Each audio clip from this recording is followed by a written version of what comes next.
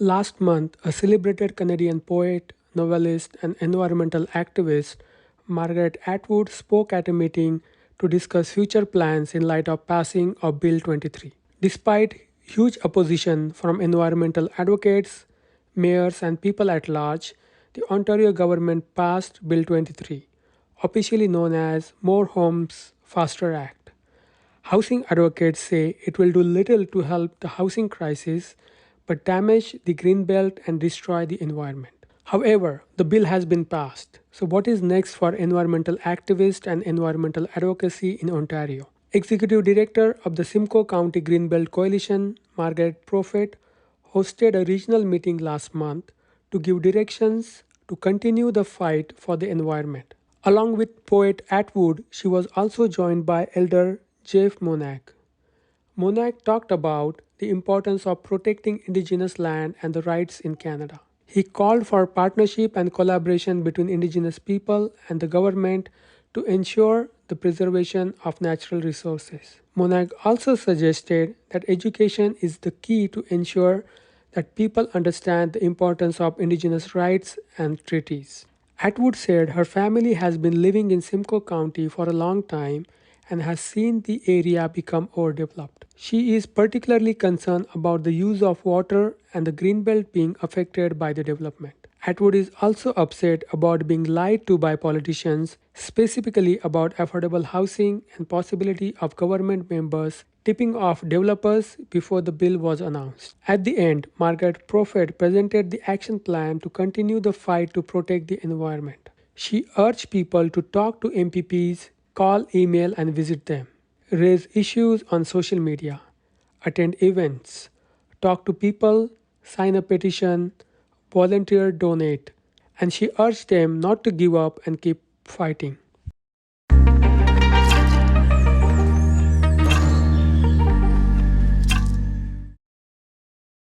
Is Margaret, and I'm with the Simcoe County Greenbelt Coalition. My co-host tonight is Julie Johnson, who volunteers with me and also at the Just Recovery Simcoe. And tonight we're here to really, we started off thinking about a regional meeting of, there's a lot of provincial initiatives going on, but in the end, we have to be thinking about as a region how we mobilize. So whether you're from Simcoe or not, welcome, because a lot of the things we'll be talking about can be applied in your region wherever you are. At least that's the hope. And thank you to those who are introducing themselves in the chat. Please feel free to do that.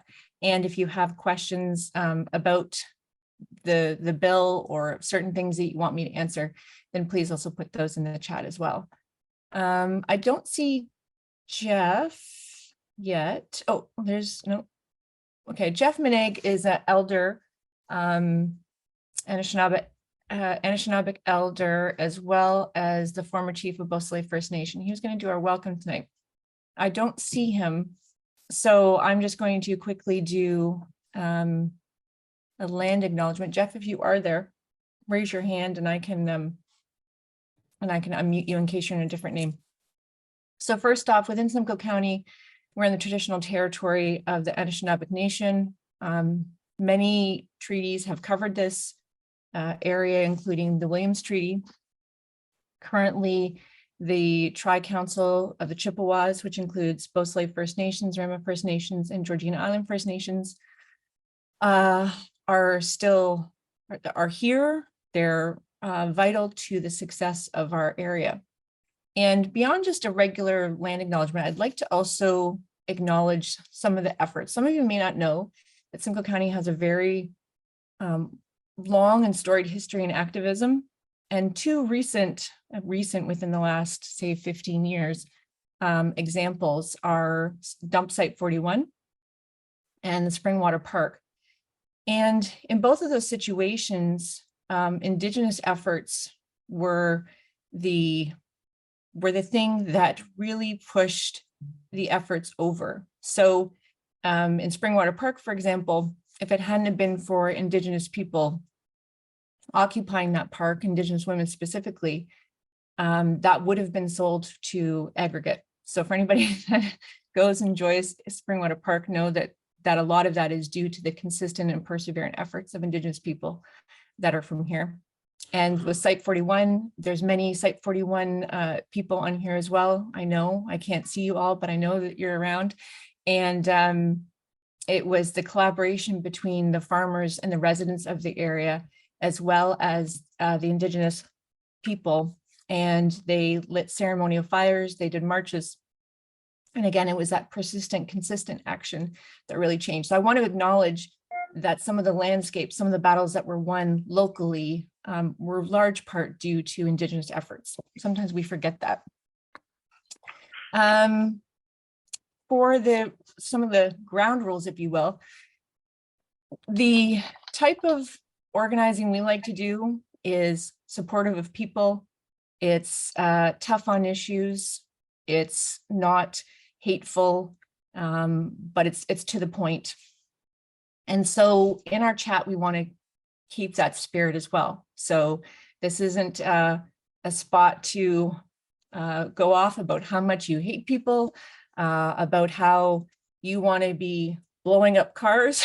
If you have that level of organizing, you need to think about organizing another group with civil disobedience. That's not our brand here tonight. However, Julie does have a grief rage page that she's going to put into the chat. And if you really have something that you like to get off your chest, something you're really angry about, something that's really frustrating you about this, something that's making you very sad about this, then it's good to channel that somewhere. So she's going to put that into the chat, and you can put something in. It'll get deleted at the end of the night. It's just there as a way to give you an outlet for it.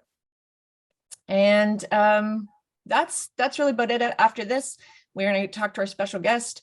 We're going to do a little bit of a celebration gratitude, and then we're going to start getting into some of the regional opportunities we see and work together from there. So what is it about this particular issue that's getting you upset, or what's making you want to get more involved in about the Greenbelt, this Bill 23 stuff? Yeah, so as you know, our family has been in Simcoe County for a long time, before there was any Horseshoe Valley Road.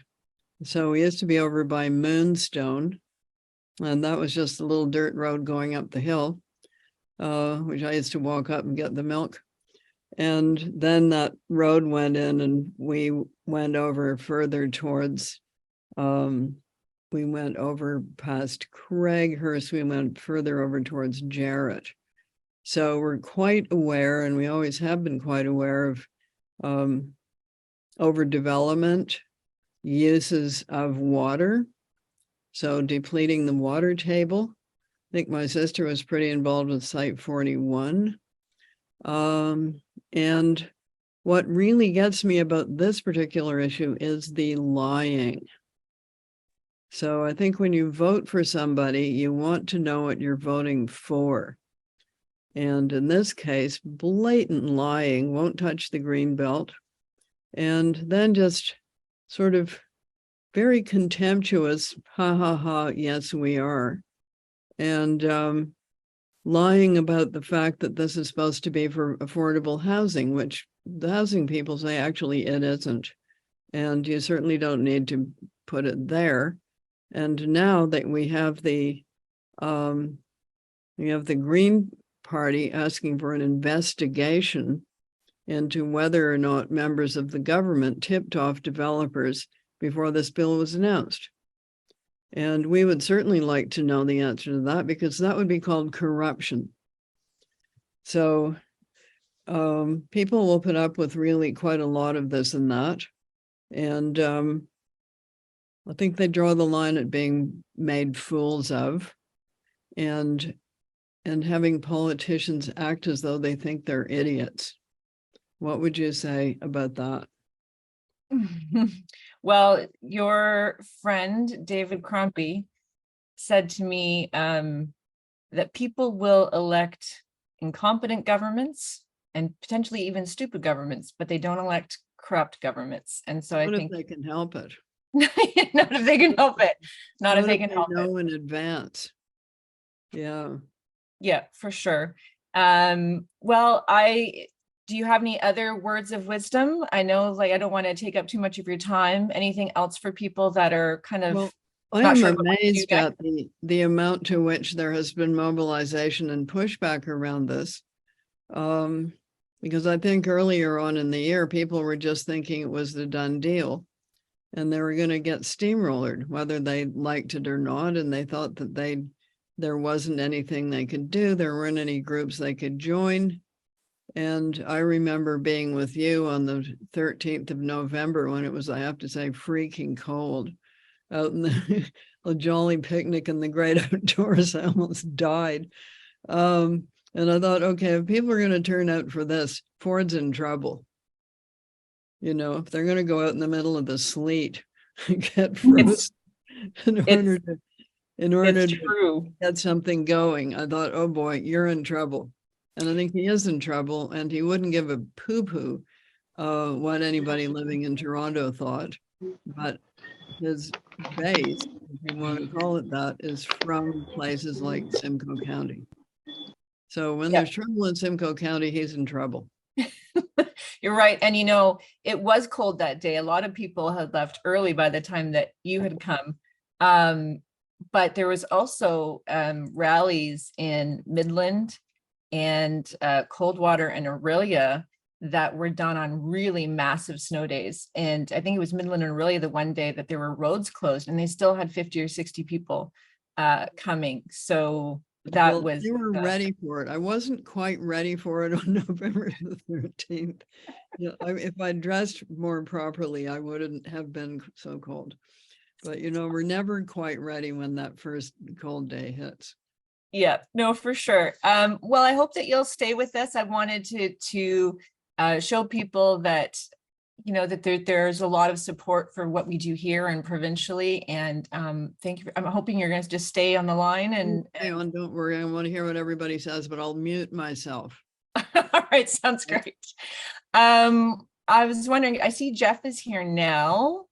And Jeff, I had done a land acknowledgement earlier, just but I'm wondering if you could just do a few welcoming words to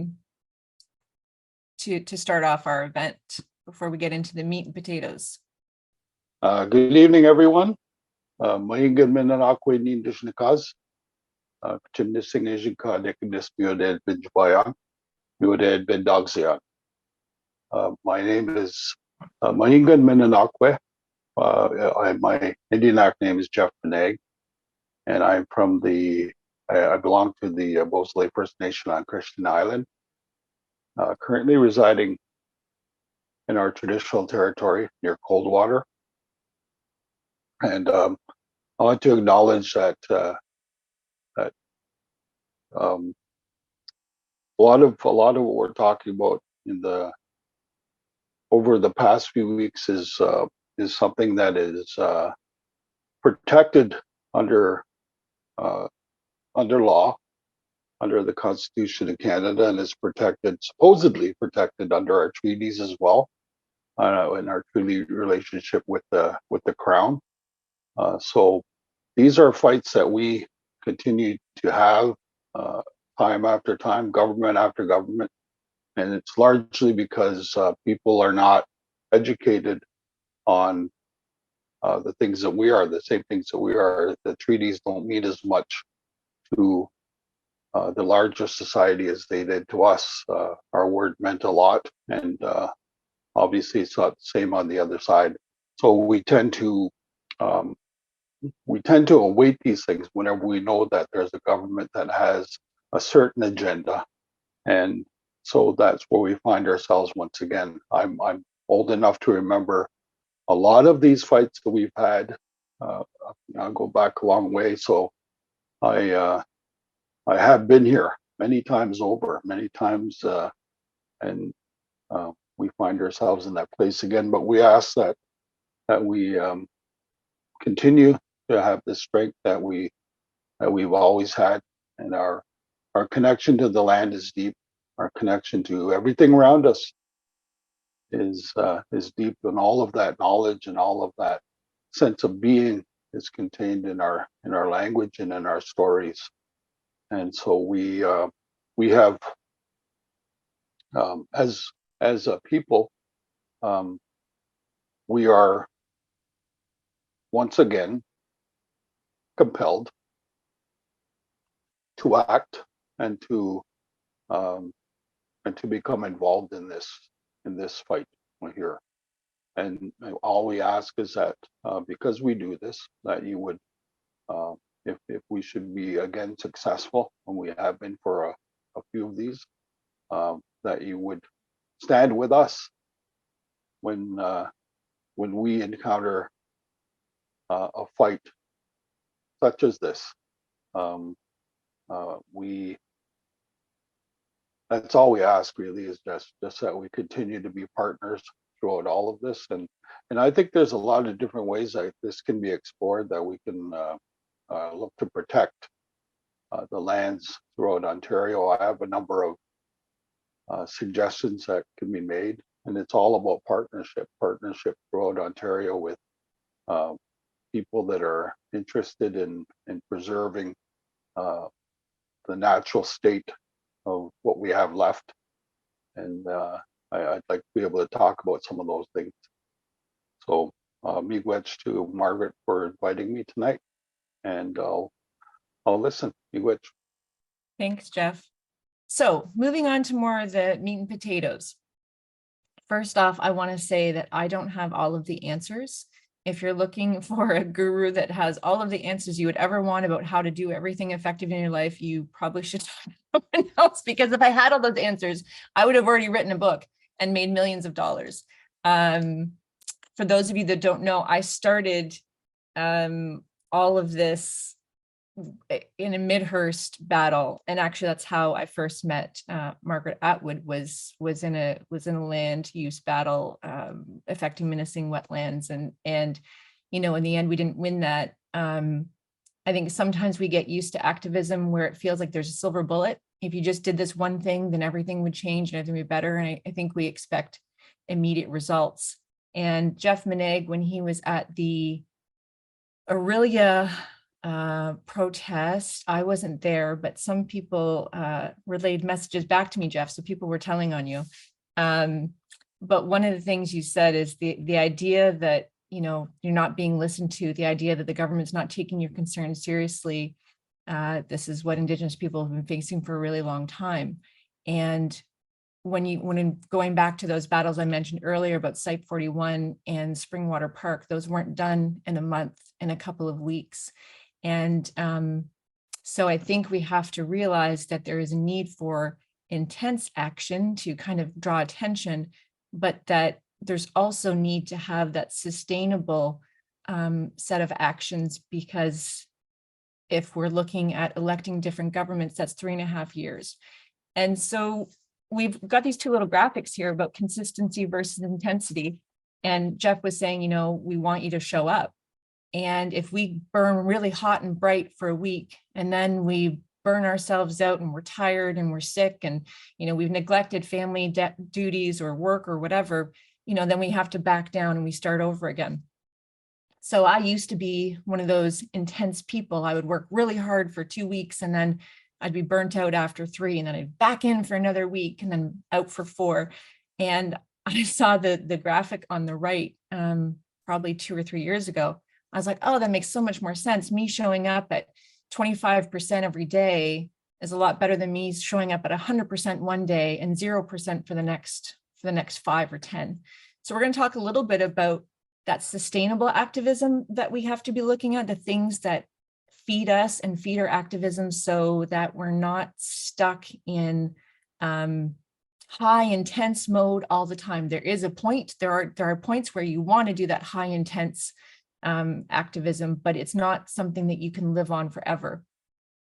So Julie and Adam and myself, Adam works with me at SCGC, we're thinking about how do we help everyone else that wants to be involved in this. And this could be about Greenbelt stuff, but these sort of things don't just apply to the Greenbelt stuff.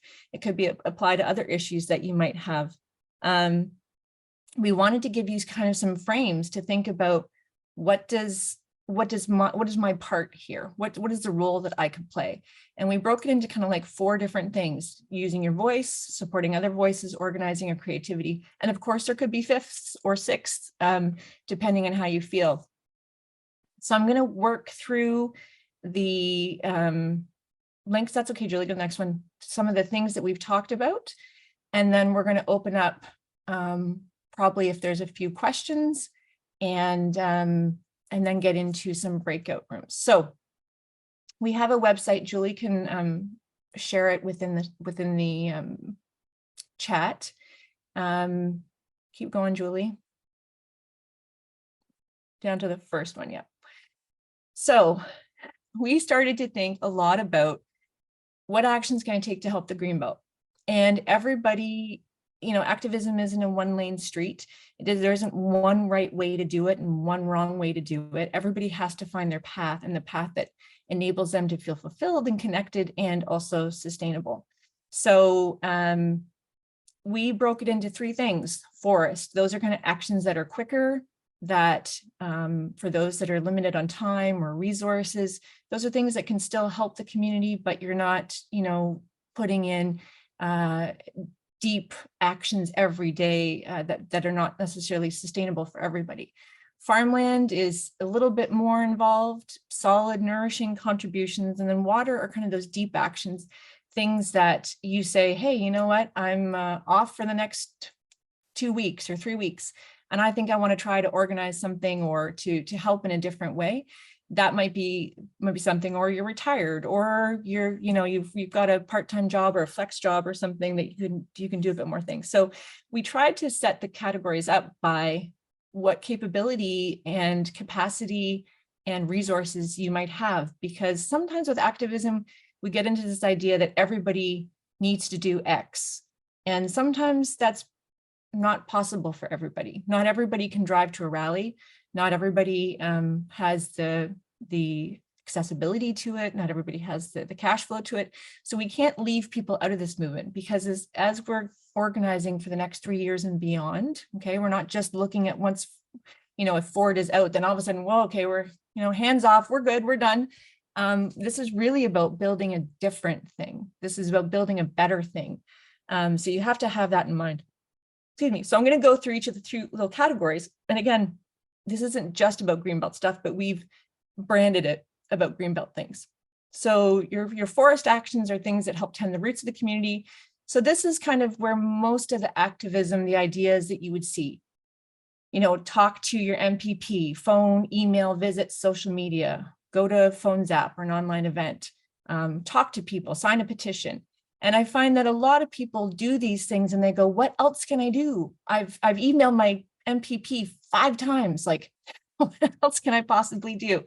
And sometimes we get stuck at the organizer level because we forget to tell people that there's lots more that they can do, but we kind of go with the quick and easy thing. So the forest actions are really important because they help give us, the community that you can have 10,000 people, you have X number of people writing letters to the editor, you have X number of people doing MPP. So they're not important, but they are important. They're just the beginning though. So for some people that have more resources, more capacity, they might fall more into the farmland. And this is where you would strengthen and build voices. So now you're reaching out to people in your network that may not know about the issue. Just pause it there for a second, Julie. You might be reaching out to people in your network. Ask them if they know about the issue. Ask them to get involved. A part of this is, so we have 72 people on this call.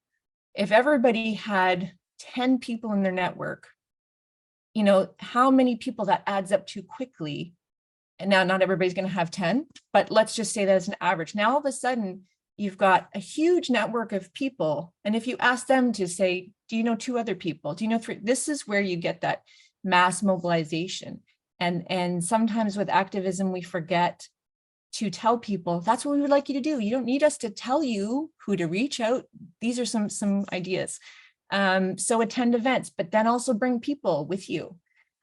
We've created some printable flyers that you can take to places. You can print them out at home, cut them up, leave them in places where you're going, so that people that aren't even in your network, but maybe go to your dentist, go to your community center, can see. Organizing and support. So now you're starting to get into a little bit about, well, maybe I'm going to do a phones app, which is basically we would meet like this. We're hosting one on Wednesday, by the way. You would meet like this. You would have some contacts of people that you want to target. So it could be your local MPPs. It could be someone at the provincial level, like the premier. And you basically take a few minutes, you chat about what you're going to talk about. You each call, you share your success, and you're done and out. That can be something that you organize. Maybe you're part of a book club. Maybe you're a part of a church group. Maybe you have a square dancing club. I don't know. There's a network that you have that maybe it's just your family and friends. So this is when you start to get into a little bit of the organizing.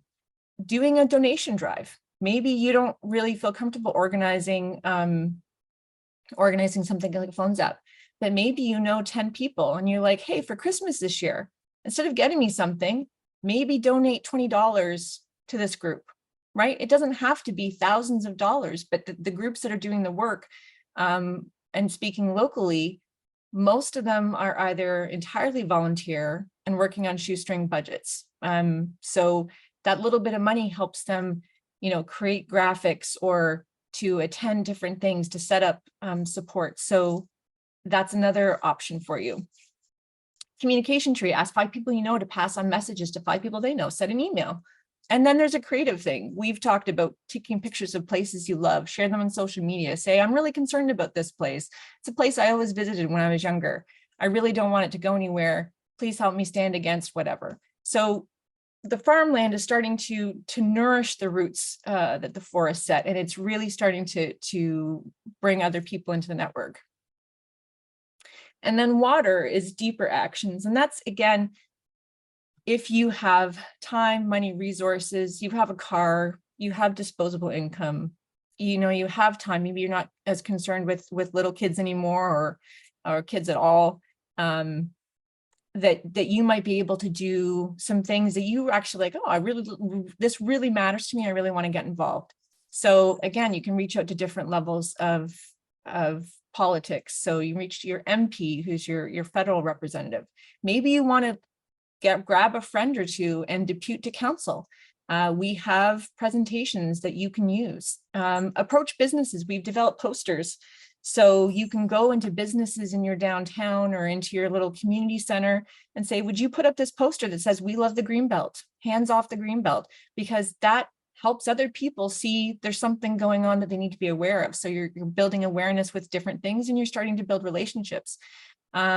Maybe you can go organize a canvassing team. So again, we have those printable flyers that you have. You can go with 3 or 4 friends and say, hey, do you want to do the neighborhood? And we'll go door to door together. Always try to do it in groups just for safety and also just makes it more enjoyable. You can go door to door, do a letter writing event, have people over, or do it online and say, okay, tonight we're all going to write emails to so-and-so. You don't have to have an organization in order to help. So hopefully these ideas can help you. And then there's other people that don't have other people in the that may not have the ability to carpool or to print flyers or posters. So you could reach out to a group and say, hey, I'm going to donate $20 if anybody wants posters printed, or I'm going to set up something. So let me know if anybody wants posters printed and I'll pay for it. That's also a valuable contribution. And then the creative part as well. So do you draw? Do you write? Do you compose a song? Do you write Substacks? Margaret Atwood does. What kind of things do you do that can contribute? It doesn't have to, we don't want you to leave this feeling that there is a right and a wrong way to do this, other than obviously not hurting people. We always think about doing it in a good way. But I don't want you to get stuck into thinking that there is something that is the right way. And if you don't do it the right way, then all of a sudden it's not viable. It's not a valuable contribution. It is a valuable contribution. It's just maybe no one has necessarily told you that that's valuable. So then we just, if at the end of it, there's a little quiz. How do I know which one I am? You would just take that, add up your points, and that would give you a thing. And just to know, once you're a water, you're not always a water. Once you're in farmland, doesn't mean you're always. Like for Christmas break, I'm probably going to take a little bit of time off. I'll probably be in the forest for a little bit because I want to spend time with my family. But then maybe when January comes back up, I'll feel much more better able to get back into water activities, right? So these aren't static things that you're always going to be a certain thing. You're going to cycle in and out of them. And I think that's the point with the sustainability of activism, is we need to know that people are going to show up consistently. Maybe you're not going to show up organizing rallies every single day, but if you only show up once every 10 months, that's not enough. So all of us show up every day, even if it's just a little bit. That's what's really important.